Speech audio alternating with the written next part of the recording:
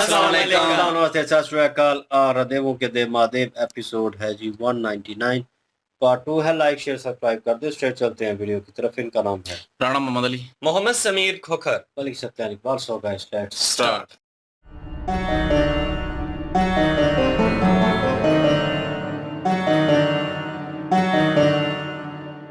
कहाँ भटक रही हो तुम सब बन प्रेम जोग? किसे ढूंढ रहा है भ्रमित होके ये चंचल मन? सुनो छबीले, तुम भटक गए हो, राह यहाँ से जाओ। नैनों के ये बांध यूं ही व्यर्थ ना चलाओ। गिरता है जब प्रेम के ऊपर कहीं कोई भी आवरण, आता हूं मैं उसे हटाने, सिखाने प्रेम का व्याकरण।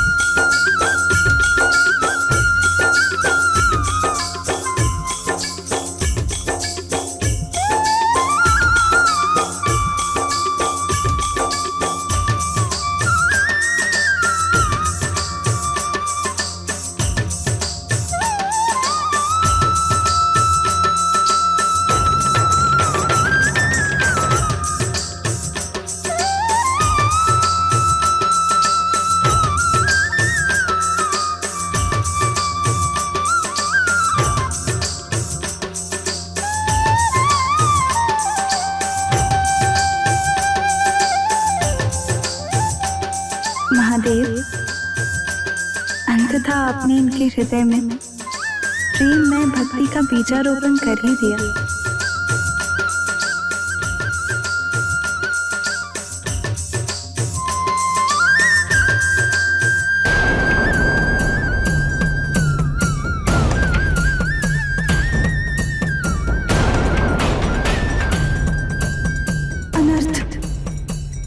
अभी तक तो महादेव उनमें प्रेम भक्ति को जागृत करने में तत्पर थे, किंतु अब तो वो स्वयं ही उनमें लीन होते जा रहे हैं। हमें शीघ्र ही कुछ करना पड़ेगा।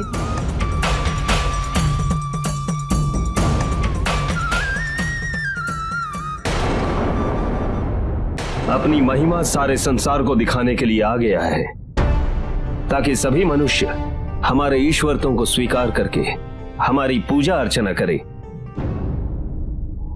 आप लोगों ने तो अपने आप को भगवान की उपाधि से अलंकृत कर लिया है, किंतु क्या आप लोगों को इस बात की सोचना है कि आपकी पत्नियां किसी अन्य पुरुष के साथ नृत्य कर रही हैं? ये कैसा अनर्थक वाक्य है देवी? हम पूर्णतः सत्य कह रहे हैं। आज आपने हमारे पति के समक्ष हम पर पति भक्ति से विमुख होने का आरोप लगाया था, किंतु हमारे पति के प्रति हमारा प्रेम और समर्पण पति प्रेम के कारण ही है। अपितु हमें आपकी पत्नियों की पति भक्ति पर संदेह है। हमारी पत्नियां हमें प्रेम करती हैं, हमें भगवान के समान पूजती हैं।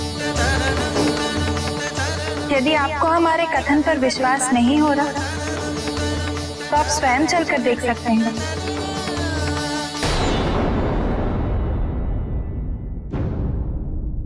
ऋषि दधीचि, मैं तुम्हें आखिरी चेतावनी दे रहा हूं। तुम देवताओं को हमें सौंप दो, अन्यथा तुम्हें भारी परिणाम भुगतना होगा।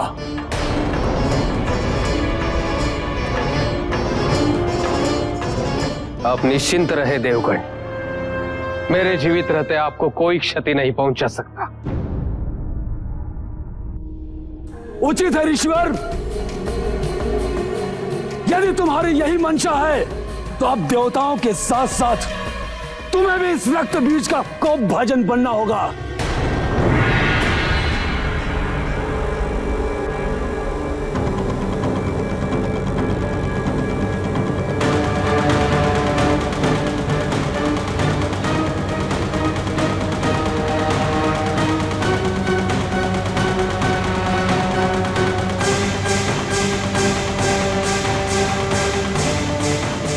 और जाकर यहां पर आश्रित सभी देवताओं का संहार कर दो, समाप्त कर दो इन्हें। जाओ। क्या होगा ऋषिवर?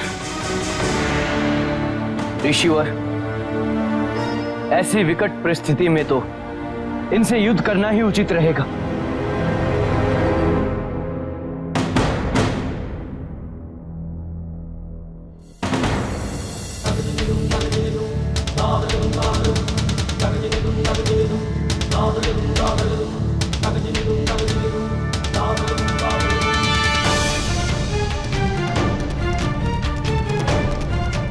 इन्हें लीजिए और दानवों पर आक्रमण कीजिए।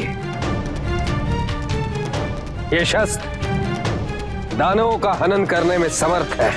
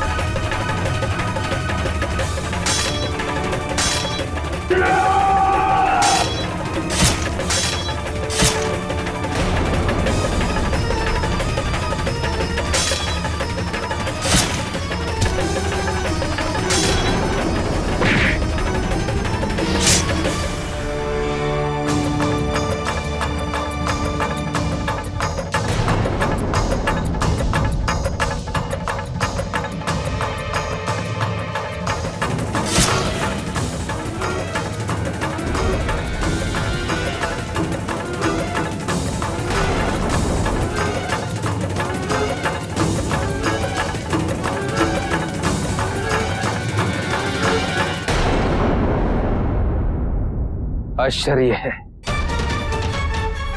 मेरी कल्पना से विपरीत है यह दृश्य। यदि रक्तबीज की संख्या ऐसे ही चक्रवृद्धि होती रही तो सृष्टि का विनाश अटल है। सारे देवता यहां एकत्र हो जाए।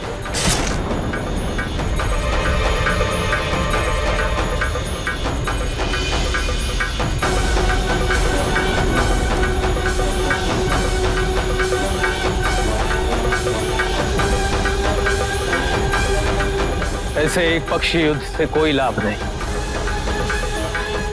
अब यहां से पलायन करना ही उचित है। युद्ध में ऐसी स्थिति उत्पन्न होना स्वाभाविक है और इस स्थिति में पलायन करना विवेक है, कायरता नहीं। अब हमें शीघ्रातिशीघ्र नारायण के संरक्षण में जाना चाहिए।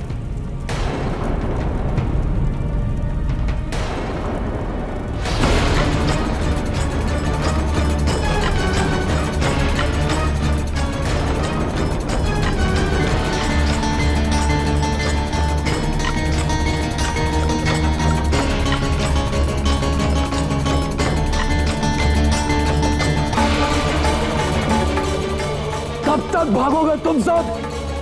भाग लो, मैं तुम्हारा पीछा अनंत काल तक करूंगा, अनंत काल तक।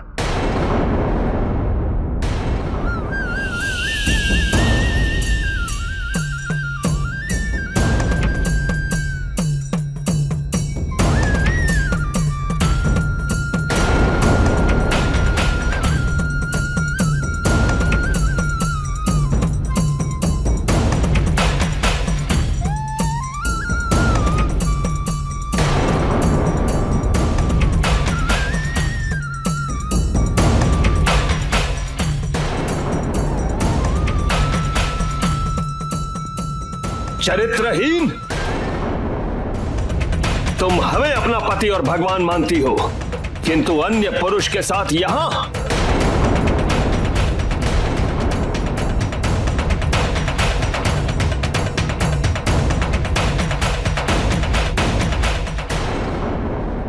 जी, ऋषियों में जिस तरह से अहंकार का एक बीज जो उनके मन में बोया हुआ है, उसको खत्म करने के लिए जो शिव जी की एक लीला है वो रची गई है यहाँ पे। जो उनकी पत्नियां हैं, उनकी पत्नियों को अपने सुरों से उन्होंने अपनी तरफ माइल किया है, और इस तरह से माइल किया कि वो बेबस हो चुकी थीं, और बेबस होकर उन्होंने वो जो सुर हैं बांसुरी के, उनके ऊपर नृत्य करना शुरू कर दिया। और यहाँ पे माता पार्वती जी जो हैं, उन्होंने ये सारी चीजें देखी हैं। वो तो जानती हैं कि ये शिव जी की एक लीला है। शिव जी चाहते हैं कि वो जो ऋषियों की पत्नियां हैं, जो उनके मन में ऋषियों ने बिठा दिया है कि भगवान का रूप बना के वो उनको पूजती हैं, तो वो सारी चीजों से उनको दूर करना, और जो रियलिटी है, जो असलियत है, उससे वो उनको आगाह करना चाहते हैं। वो उनको दिखाना चाहते हैं कि रियलिटी क्या है। और यहाँ पे जो ऋषि हैं, उनकी तरफ माता पार्वती जी जो हैं वो गई हैं, और जाके कह रही थी कि तुम लोग तो कहते हो कि पति और पत्नी का जो एक रिश्ता होता है, उस रिश्ते को लेकर तुम्हारी पत्नियां जो हैं वो तुम्हारे साथ वफादार हैं, लेकिन मेरे और शिव जी के ऊपर तुम लोगों ने एक आरोप लगाया है। तो अपनी पत्नियों को देख लो जाके कि वो तुम्हारी पत्नियां अगर इतनी ही वफादार हैं, तो वो किसी गैर मर्द के साथ नृत्य क्यों कर रही हैं। यहाँ पे ऋषियों ने इस चीज को नहीं माना, लेकिन फिर उन्होंने कहा अगर यकीन नहीं है तो खुद जाके देख लें। अब यहाँ पे ऋषि जो हैं वो खुद आए, और खुद आकर उन्होंने जब ये सारी स्थिति देखी है, तो अपनी पत्नियों के ऊपर उन्होंने गुस्सा करना शुरू कर दिया। अब इससे हो गया क्या? इससे ये होगा कि उनकी पत्नियों को मेरे ख्याल में पता चलेगा कि ये जो सारी चीजें ऋषियों ने की हैं, उनके मन में अपने भगवान रूप को एक डाला हुआ है, वो सारी चीजें एक जबरदस्ती की गई हैं। उनका मन जो है वो इस चीज को पूरी तरह से प्रेम से नहीं माना, क्योंकि शिव जी ने प्रेम की भाषा में उनको समझाया है, और जो ऋषि हैं उन्होंने जुल्म और सितम करके, उनको जबरदस्ती करके वो अपना आप मनवाना चाहते हैं कि आप जो हमारी पूजा है सिर्फ वही आपने करनी है, किसी और की नहीं करनी। और दूसरी साइड पे जो राक्षस है रत बीज, उसका ये प्लान था कि देवता जो हैं उनकी हत्या करना। और यहाँ पे ऋषि दधीची जो हैं उनके आश्रम में वो हैं खड़े हुए, और ऋषि दधीची के आश्रम में खड़े हुए देवताओं को नुकसान पहुंचाना इतना आसान तो है नहीं है। इसलिए ऋषि दधीची ने कहा है कि रथ भी जो है इसके साथ युद्ध करना जरूरी है, और जो दिव्य शस्त्र थे वो सारे देवताओं को दिए हैं।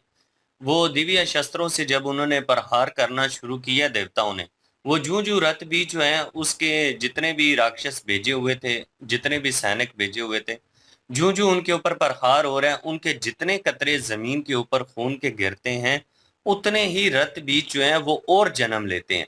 यहाँ पे ऋषि दधीची जो है, जब उन्होंने इस सारी स्थिति को देखा, तो उन्होंने देवताओं को समझाया कि यहाँ पे युद्ध करना जो है वो कह लें कि एक ऐसा ही है कि फालतू का टाइम जाया करने वाली बात है। तो यहाँ से फिल वक्त हमें चले ही जाना चाहिए, और वो देवताओं को लेकर यहाँ से फिल वक्त के लिए चले गए। जी बिल्कुल जी। और शिव जी ने जो है वो उनको अपनी भक्ति जगाने के लिए उनके हृदय में जो है वो ये सारा अपनी लीला रची है। लेकिन माता पार्वती जो हैं वो उनको कहीं ना कहीं जो है वो इस चीज़ से दुख भी होने लगा, पॉजेसिवनेस होने लगी कि ये तो खुद भी मगन हो गए हैं और वो भी बिल्कुल मगन हो गई हैं और कुछ करना पड़ेगा। तो फिर वो जो है वो उनके पास गई हैं और उनको जो है ऋषियों के पास गई हैं और उनको जो है सूचना दी है कि आपने जो इल्ज़ाम लगाया मेरे पति पे कि आपकी पत्नी जो है वो इस वक्त आपकी पूजा में लीन होती है, अगर आप भगवान होते तो मैं तो उनसे प्रेम करती हूँ। तो जो जो आपकी बीवियां हैं वो आपसे प्रेम करती हैं, तो वो तो किसी और व्यक्ति के साथ जो है वो उनके सामने नृत्य कर रही हैं। तो वो कहते हैं नहीं, वो हमें भगवान समझती हैं, वो हमें सिर्फ प्रेम करती हैं, ऐसा कभी भी नहीं हो सकता। उन्होंने कहा जाके देख लो फिर अपनी आंखों से। असल में मकसद उनका ये नहीं था कि उनको कोई जो है पकड़वाना और उनको जो है सजा दिलवाना, ऐसा नहीं था। वो सिर्फ इसलिए कि वो जो मगन हो गई है उसमें रुकावट डालने की कोशिश की गई थी माता पार्वती की तरफ से। और जब वो वहां पे पहुंचे हैं और उसके बाद उनको जो है वो पकड़ा है उनके साथ बालों से, तो उस वक्त माता पार्वती को जो है वो उस चीज़ पे भी दुख हुआ है कि ये मैंने क्या कर दिया है, मतलब कि अब उनको जो है वो सजा दी जाएगी। लेकिन अभी जो है उसका हल शिव जी जो है वो निकालेंगे कोई ना कोई, और शिव जी जो है वो ऐसा होने नहीं देंगे। और दूसरी साइड पे जो है वो रक्त बीज जो है उसकी हमने एक स्टोरी पहले सुनी हुई थी और लेकिन जो है वो रक्त बीज का नाम सुना हुआ था और अभी ज़हन में आ गया है कि उसका खून के जो है जहाँ जहाँ कतरा गिरेगा वहाँ वहाँ जो है वो एक और जो है वो उसी तरह का रक्त बीज पैदा होता जाएगा। तो वो ऋषि दधीची जी वो समझ गए और उन्होंने कहा कि अगर ऐसा होता रहा तो सृष्टि जो है वो खत्म हो जाएगी, वो तो जुल्म बढ़ जाएगा बहुत ज्यादा। तो इसलिए जो है वो यहाँ से पलायन करना पड़ेगा और वो वहां से निकल गए। लेकिन अपना मुझे अभी ये ज़हन में नहीं आ रहा कि उस स्टोरी में जो है वो इसको मार कैसे दी गई थी। मतलब मेरे ख्याल में शिव जी ने ही जो है वो या माता पार्वती जी ने जो है वो उसको मारा था किसी तरीके से। तो बहरहाल वो तो आगे देखेंगे जी कैसे वो मरता है अब रक्त बीज भी। बिल्कुल ये सिचुएशन वैसी है और जो है पार्वती जी जो है उनको लग रहा था कि ये कुछ ज़्यादा ही लीन हो रही हैं और वो नहीं चाहती थी कि शिव जी के नज़दीक वो इतना आए। उन्होंने सिर्फ उनको उस चीज़ से हटाना था और उनको याद दहानी करवानी थी और वो उनको क्लियर आउट करना था, लेकिन वो कुछ ज़्यादा हो गया।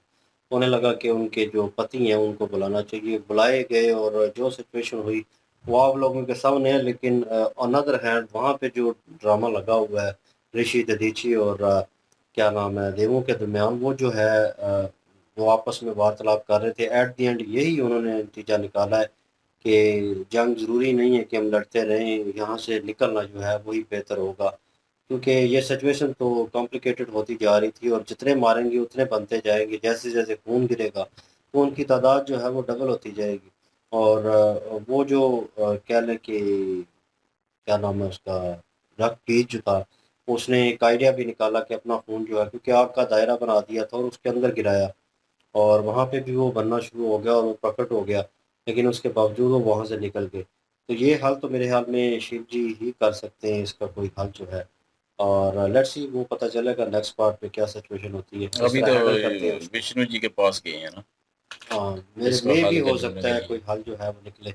लेट्स सी जी, देखते हैं नेक्स्ट पार्ट में। लाइक शेयर सब्सक्राइब कर दीजिएगा। इंशाल्लाह मिलते हैं नेक्स्ट वीडियो में। अपना ख्याल रखिएगा, कौम याद रखिएगा। तब तक के लिए अल्लाह अल्लाह हाफिज, हाफिज़। पीस।